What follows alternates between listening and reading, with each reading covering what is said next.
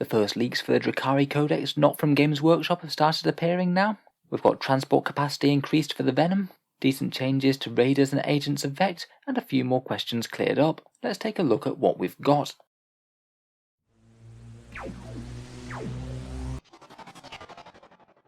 Hello and welcome back to Auspex Tactics, where today we're just taking a look at some leaks that have appeared online, which have answered a whole load of questions about the Drukhari Codex, though we still very much have incomplete information at this point.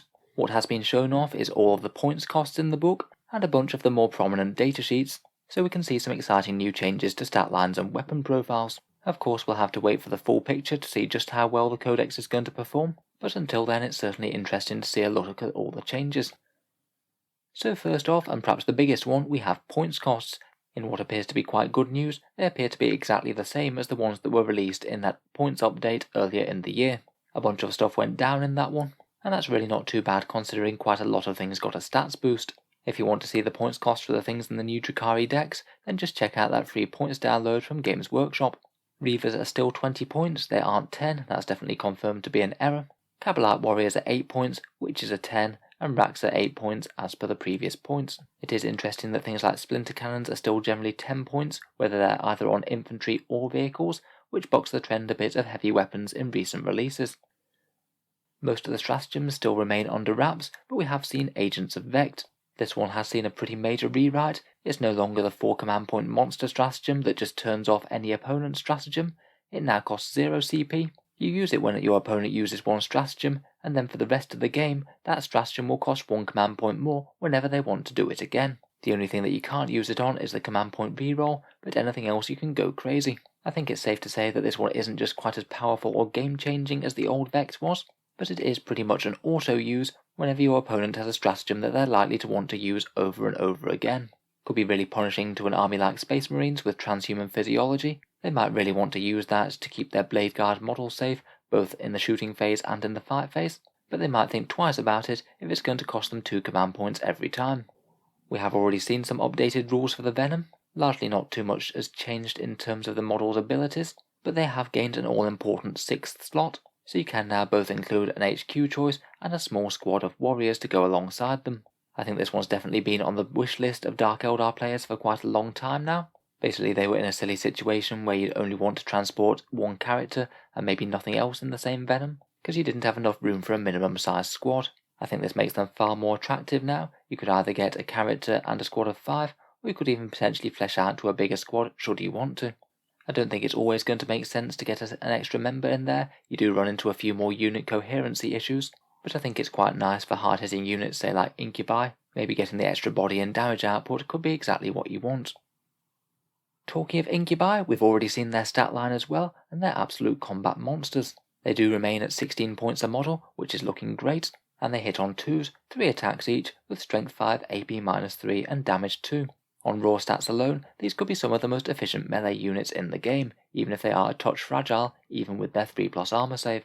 Even on top of that, they have retained their lethal precision special rule, though it now only adds +1 to their damage rather than +2, so those wound rolls of 6s will still be striking at damage 3, but they will be damage 2 the majority of the time, which is still great. Their Tormentor's rule has arguably been made better as well. Rather than playing with leadership characteristics, you now roll 2d6 off against your opponent's leadership, and if you roll higher, that enemy unit will be fighting last this turn.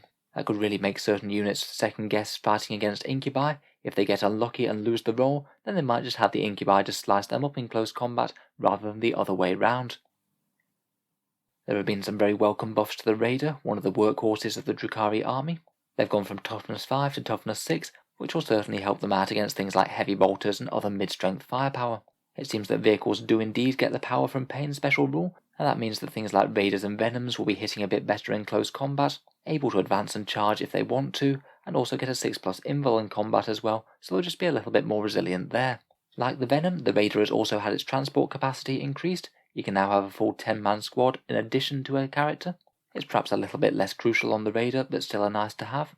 And of course, as we've seen previously, the Dark Lance has been improved to D3+3 damage, up from D6. These things are going to be absolute true anti-tank weapons now.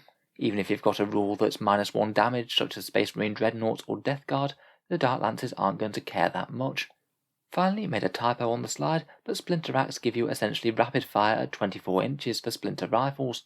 Your cavalry warriors cruising around in raiders will be firing out those splinter shots all the way out to 24 inches with 2 shots each. That sounds like it could be a really nasty combo alongside with that Cabal of the Poisoned Tongue, the one that gives you a 3+ to wound with poison weapons. Drazar was one of the few units that went up in points cost in those new updates, but it does seem that he's gained from this considerably. He's gained a base attack, so he's up to 5 from 4. His weapon has gained +2 strength rather than +1, and flat damage 3 rather than damage 2, and it seems that he always fights twice now, not just on the first round of combat. Finally, he does indeed still give +1 to wound to Incubi nearby, which was one that I was wondering whether it would carry over or not, seeing as it's such a powerful rule, and there's the addition of the core keyword. I'm afraid it does seem to be limited to just one unit of Incubi rather than all of them though. He's looking even more murderous than before, and has the potential to dance through entire units of Space Marines in a single round of combat. Not so different to him, we have new Lilith Hesperax. It's good to confirm that her rules are indeed in the book, as a few people were worried that they'd only be in the supplement for the Cult of Strife out in the Charadon update. Honestly, I didn't think that was very likely myself, to be honest, but at least that puts that question to rest. As she doesn't have an impaler on her new model, she has lost that I'm afraid, though she still rerolls hits and wounds against characters, and she gets to fight twice every combat phase as well. In melee she'll have a 4+ invul and -1 to hit, and she still has the no escape special rule, which can now work on any unit, not just infantry, though the Drukhari player still needs to win the roll-off. For really quite a cheap HQ, she's not too bad I think.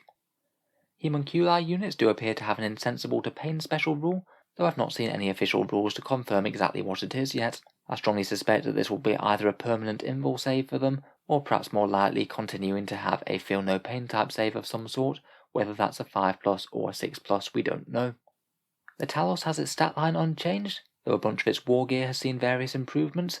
The Haywire Blaster is now Heavy 3, Strength 3, AP -3, and D3 damage, though when you turn it on vehicles, it'll always wound on a 4+, and you get D3 mortal wounds on the roll of a 6.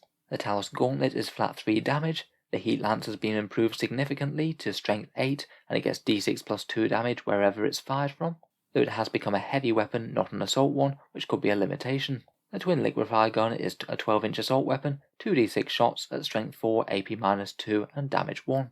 Looks significantly better against hordes. Finally, the Scourge's Ghostplate armor now gives them a 5+ invul, not just a 6+. That one would be a bit redundant with the new Drukhari invul save rules from Power from Pain. They've got the very high damage output of the Heat Lance and Dark Lance, though those two weapons are now really quite similar in terms of abilities. Their Haywire guns are only D3 shots, and the Shredder has been changed to its 18 inches, D6 shots, Strength 6, AP -1, damage 1 and blast, but unfortunately there aren't any baked in rerolls for it anymore, it just has quite good stats now.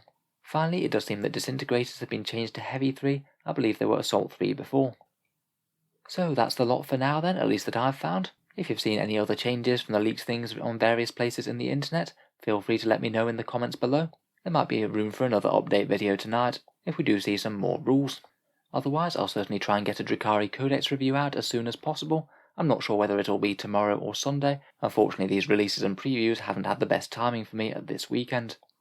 In any case though, feel free to subscribe to Auspex Tactics if you'd like to see a more thorough breakdown of the Drukhari decks. It'll be really nice to put all of this together when we come and combine these stat lines and unit profiles with all the special rules that we can stack upon them. Seems like it's looking fairly good so far though, multiple buffs to multiple units, a real shot in the arm for the Dark Eldar. So if you've enjoyed, feel free to subscribe, and if you'd like to help support the channel and keep these videos coming, I would just like to mention that I do have a Patreon page which you can find down in the video description below.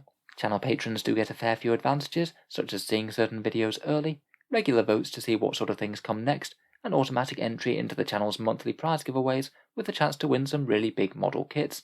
If any of that sounds good to you, or you'd just like to help support the channel, then the link is down in the video description below. In any case, a massive thank you for listening, and I'll hope to see you guys next time.